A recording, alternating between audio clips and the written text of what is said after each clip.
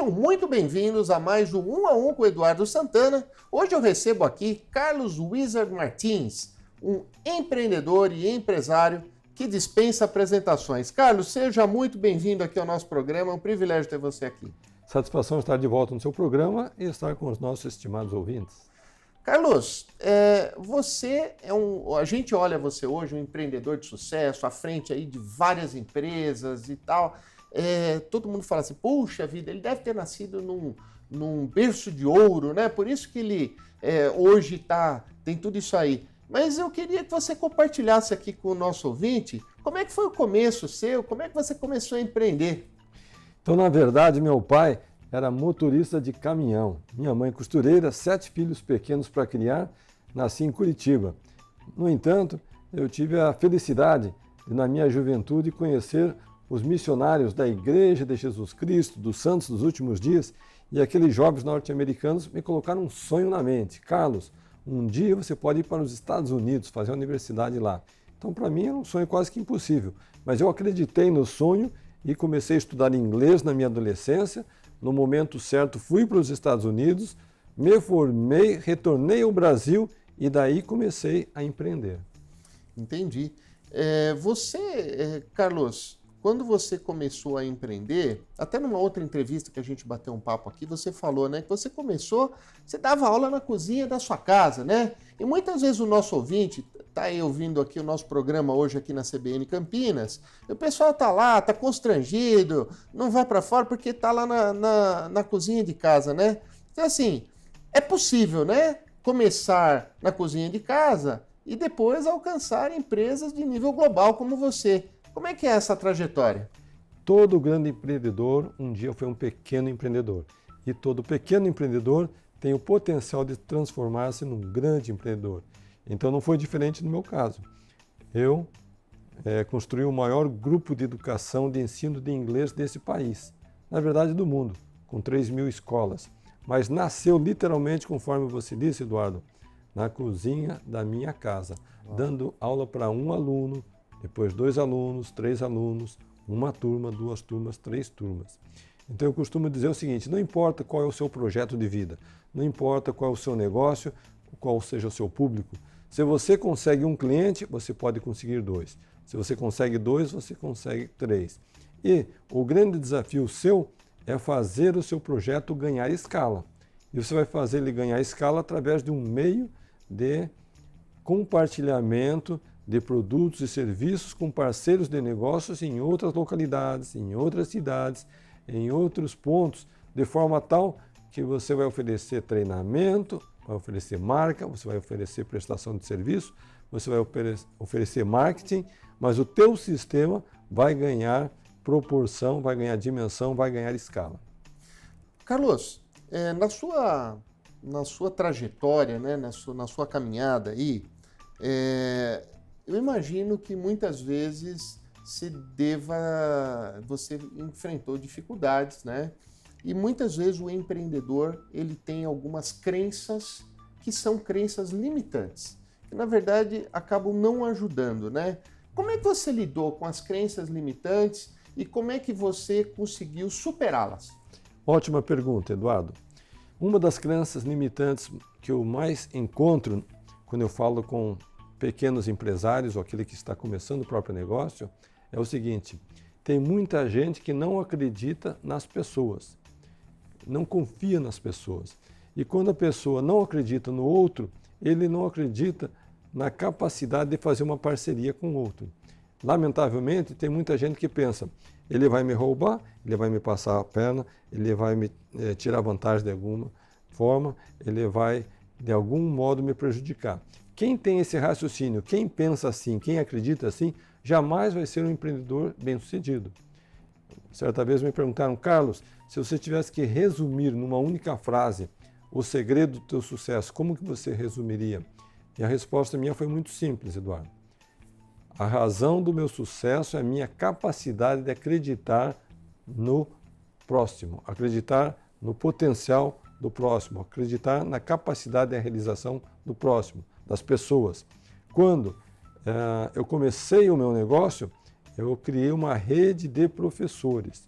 Eu deixava com esse professor o meu método, o meu sistema de negócio, a minha condição de ganhar clientes, ou seja, eu dava toda a fórmula do sucesso. Todo o know-how você entregava para ele? Eu passava.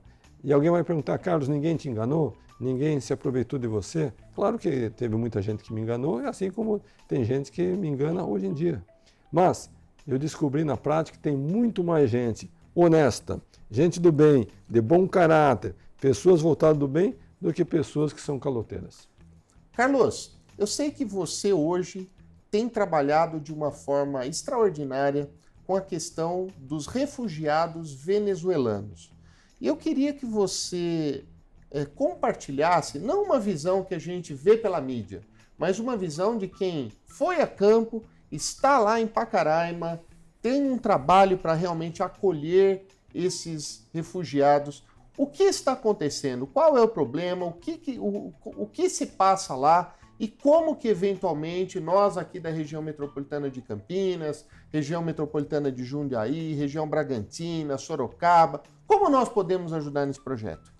Há 1 ano e meio, eu e minha esposa, Vânia Martins, saímos de Campinas e estamos morando em Boa Vista, Roraima, divisa com Venezuela, lá no extremo norte do país.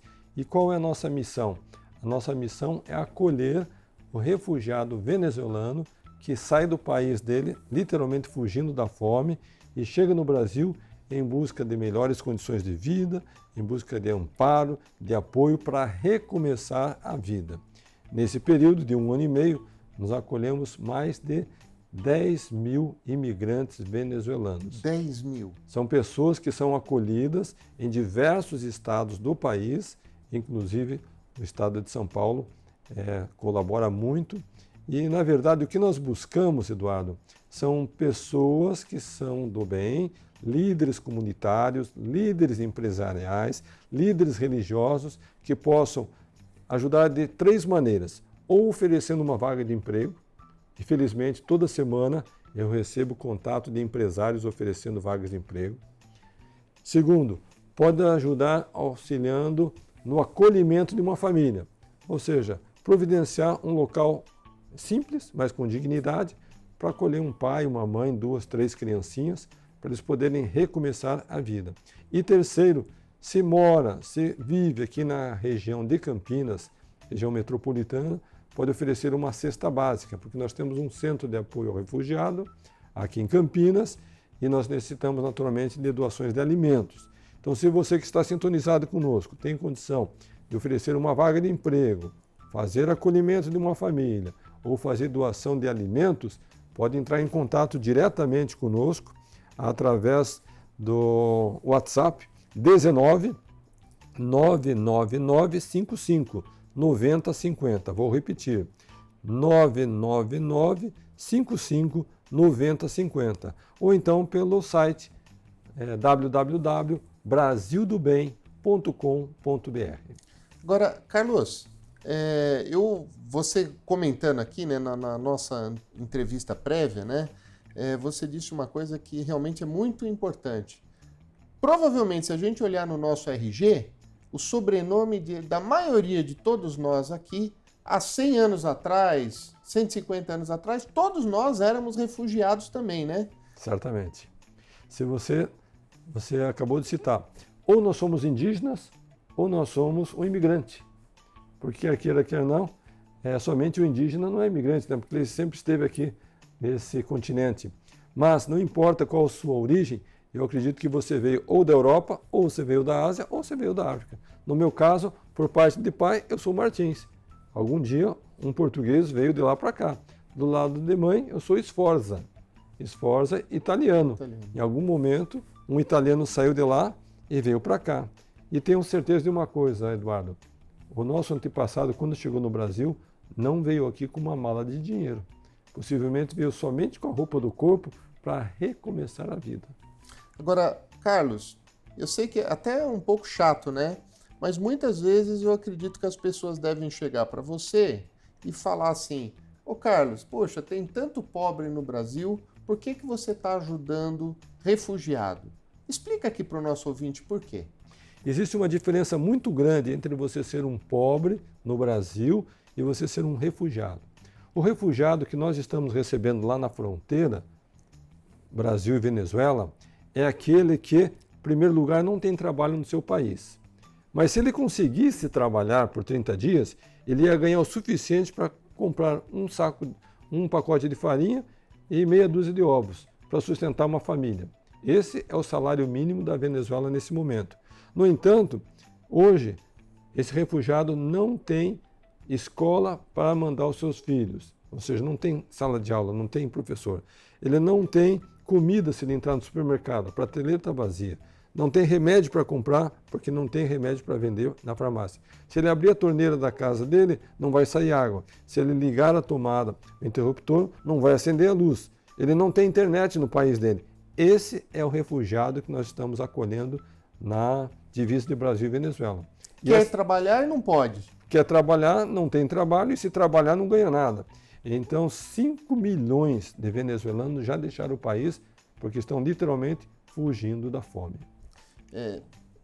Pelo jeito, essa daí é uma das maiores crises humanitárias que já houve. Só fica atrás da Síria, que foi um país devastado pela guerra, um país que foi totalmente destroçado, um país que perdeu tudo. Só que nós estamos falando de um vizinho nosso aqui da América do Sul, divisa com o Brasil, e se você pensar também, nós hoje temos muito mais brasileiros que saem do país e vão emigrar para Portugal, para Espanha, para Itália, vão para Inglaterra, Estados Unidos, Canadá, vão para a Austrália, do que imigrantes que chegam no país. Então, nós como um país de imigrantes, sinto eu que nós temos esse dever, sem contar que nós somos um país cristão. Tem um versículo que eu fico sempre emocionado quando me lembro, que está lá em Mateus 25, que diz o seguinte: estava com fome e me destes de comer. Estava com sede e me destes de beber. Eu estava doente, me visitaste. Estava estrangeiro e me acolheste. Ele disse: mas mestre, quando que nós tivemos você com fome, enfermo, com sede, estrangeiro? E a resposta é inspiradora: quando fizestes a um desses meus pequeninos irmãos, a mim o fizestes. Então, não somente como cidadãos, mas como cristãos, nós temos esse dever de fazer esse acolhimento.